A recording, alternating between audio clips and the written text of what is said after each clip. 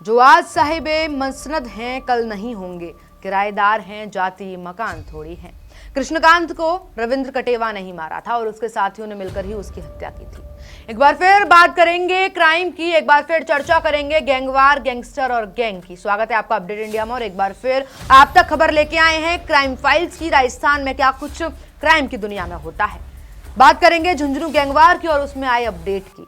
शुरुआत से मामला समझते हैं। 15 दिसंबर को एक रिपोर्ट भी आप तक हमने पहुंचाई थी, जिसमें अपना पूरा हमने झुंझुनू में हुई गैंगवार की कहानी आप तक पहुंचाई थी और एक सवाल भी आप पर छोड़ा था कि आखिर कृष्णकांत को किसने मारा था, पूरी गैंगवार हुई क्यों थी और अब क्या हुआ है। झुंझुनू की खिरोड़ से उठी ये कहानी अब सिर्फ एक गैंगवार की खबर नहीं रही, बल्कि शेखावटी की उस अंधेरी दुनिया का चेहरा बन चुकी है, जहां नाम से पहले दहशत चलती है और कानून बाद में पहुंचता है। इस पूरी कहानी का केंद्र है 0056 गैंग और इस गैंग का मुखिया है हिस्ट्री शीटर रविंद्र कटेवा।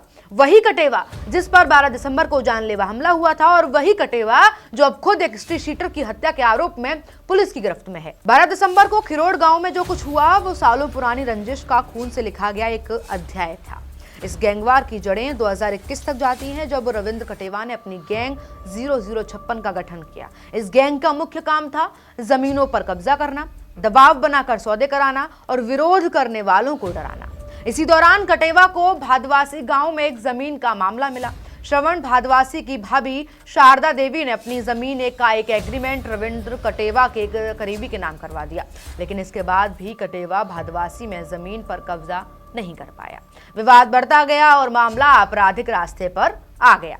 करीब एक साल पहले 25 नवंबर को कटेवा की गैंग ने श्रवण भादवासी के साथी सुरेश मुवाल पर शादी से लौटते वक्त दौलतपुरा स्टैंड के पास जानलेवा हमला कर दिया था। उसके हाथ पैर तोड़ दिए गए। उस दौरान कटेवा ने सुरेश को धमकी दी थी कि शारदा देवी और उसके बेटों ने श्रवण को मारने की सुपारी दे रखी है। इसी के साथ जमीनी विवाद गैंगवार की शक्ल लेने लगा। जांच में सामने ये आया कि बदले की इसी आग में श्रवण भादवासी ने पिंटू और उसके साथियों को रविंद्र कटेवा की हत्या के लिए 50 लाख रुपए की सुपारी दी थी। पिंटू यानी कृष्णकांत। 12 दिसंबर को हमलावर इसी सुपारी को अंजाम देने खिरोड़ पहुंचे। बदमाशों का निशाना साफ था, रविंद्र कटेवा। हमला पूरी तरह तैयारी के साथ किया गया, लेकिन किस्मत ने करवट बदली। कटेवा बच निकला, मगर उसका करीबी साथी सुनील सुंडा, जिसका नाम सुनते ही दहशत भी ये बोलती थी कि और दहशत पैदा होने लगी है। सुनील सुंडा बीच बचाव में आगे आया और गोली का शिकार हो गया और इस तरीके से रविंद्र कटेवा ने अपनी गैंग का मुख्य आदमी, या कहिए कि उसका राइट और लेफ्ट दोनों हाथ जो है उसने खो दिए। डॉक्टरों ने उसे इलाज के दौरान मृत घोषित कर दिया। हमले के बाद बदमाश गांव के कच्चे रास्तों से भागने लगे, लेकिन रास्ता भटक गए। इसके बाद रविंद्र कटेवा, उसके साथियों और कुछ ग्रामीणों ने घेराबंदी कर हमलावरों को पकड़ लिया। कुछ ही देर बाद घटनास्थल की दूरी पर हिस्ट्री शीटर कृष्णकांत उर्फ गोलू स्वामी की लाश मिली।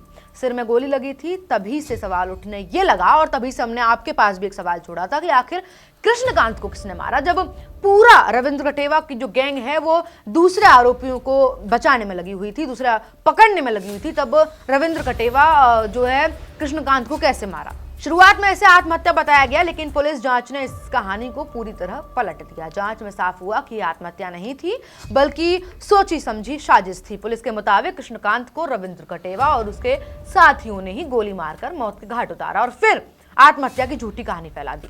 गैंगवार के बाद पुलिस और प्रशासन का रुख और सख्त हो गया। सीकर जिले के भादवासी गांव में श्रवण भादवासी की सरकारी जमीन पर बनी अवैध कमर्शियल बिल्डिंग पर बुलडोजर चला दिया गया। कार्रवाई के दौरान भारी मात्रा में अवैध शराब भी बरामद की गई। एसपी प्रवीण नायक नुनावत के मुताबिक ये बिल्डिंग सरकारी जमीन पर बनी थी, इसीलिए उसे ध्वस्त किया गया। इसके साथ ही इनामी बदमाशों की धरपकड़ तेज हुई। कोई बस में खलासी बनकर छिपा मिला तो कोई नेपाल भागने की तैयारी में था।